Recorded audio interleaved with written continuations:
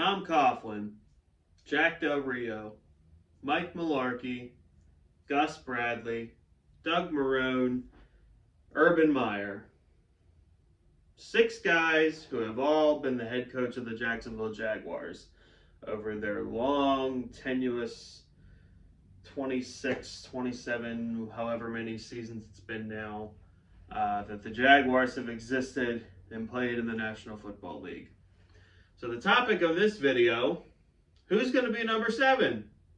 Who is going to get the distinct privilege, the distinct honor of being the Jaguars' 7th head coach in franchise history? Well, I'll tell you who I hope it's not. I hope it's not former Houston Texans head coach Bill O'Brien. But I'll tell you who currently has the edge, and that is Matt Eberflus. I think that's how you pronounce it. I don't know. Eberflus, whatever. He is the current defensive coordinator for the Indianapolis Colts.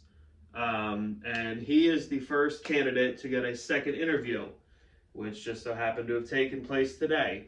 Ian Rappaport also put out there that the Jaguars are doing a second interview with another candidate who is currently in the playoffs.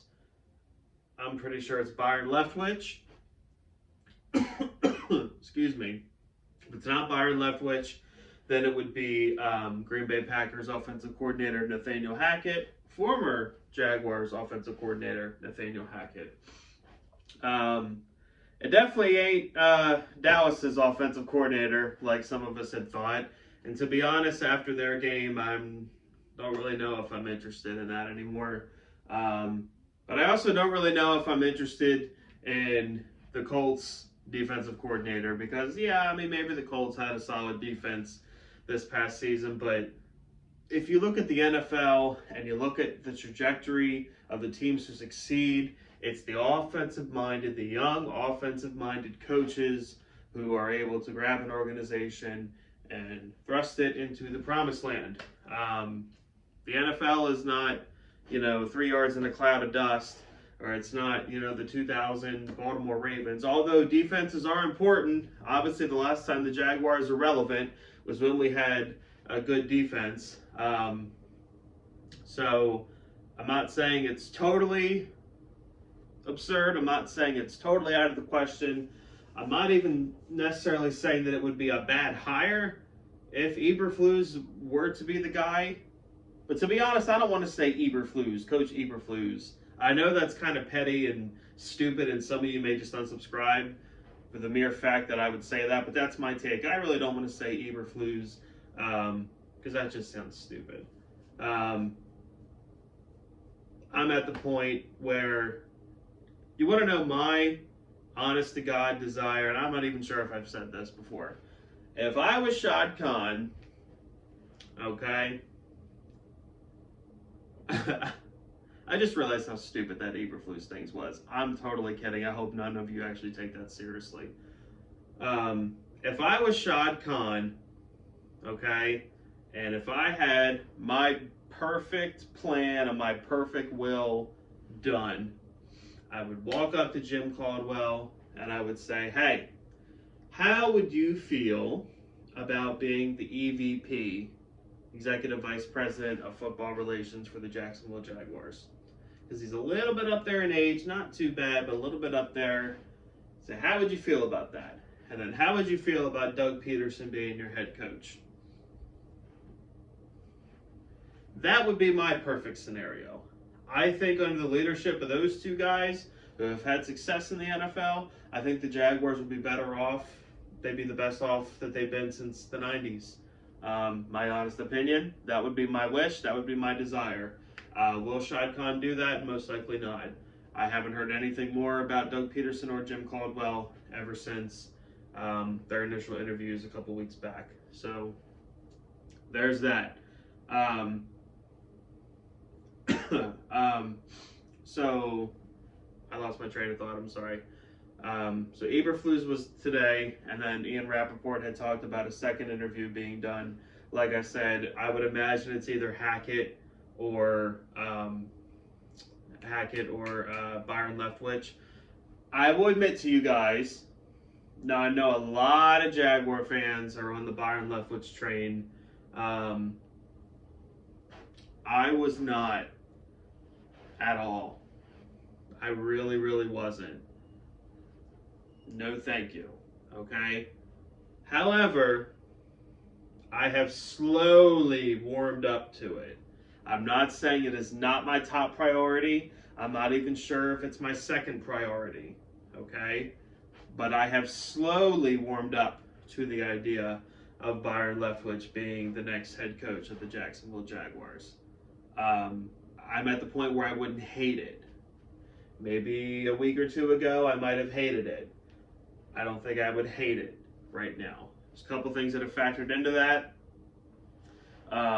Bruce Arians came out and said that he would have to consider retirement or consider really what he wants to do if he lost someone like Byron Leftwich.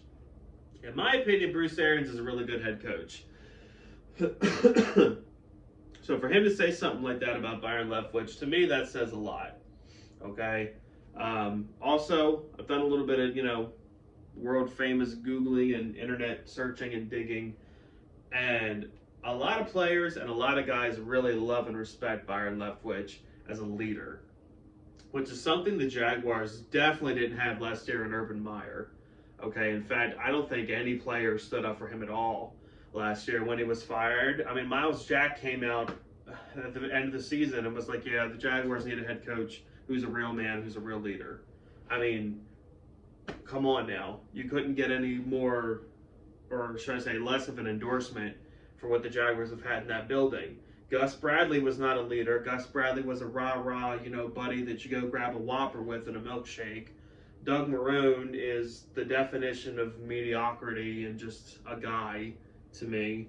And then Urban Meyer was the big swing and a miss. That's what Urban Meyer was. The Jaguars have to get this right. They have to get this right because I firmly believe, despite what some of you say, I firmly believe that the Jaguars have their quarterback in Trevor Lawrence. Okay? We have the most important piece in sports in place. Excuse me. So if we get a guy in the building who can mold and shape him and push him in the right trajectory, this thing could work. Also, like I said, we need a leader.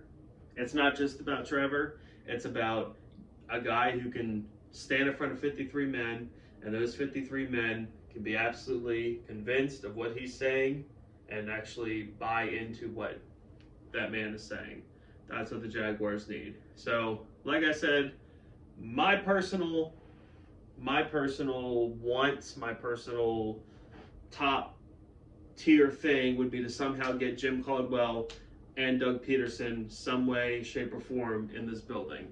I kind of doubt that will happen, but that's my hope. If any of you follow E. Dilla on Twitter, he is pretty much as spot on with stuff as you can get, and he has come out and said that the two guys that the Jaguars really, really love is Leftwich and Hackett. So, you know what?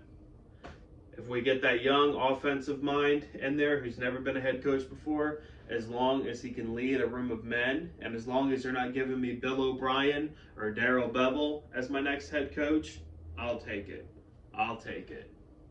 Let me know what you guys think down in the comments. If you're not subscribed to this channel, and if you love the Jacksonville Jaguars, or if you hate the Tennessee Titans with everything you have, please subscribe to this channel. Hit the like button. Let me know, like I said, down in the comments who you want to be our next head coach. Okay, actually, do this. Who do you think should be our head coach? Who's your top pick? And then who do you think will actually end up being the head coach? Let me know down below. Hashtag FireBalky. Spam that in the chat as well, or the comments. Chat, it's not a live thing. Down in the comments. Go Jags. Screw the Titans.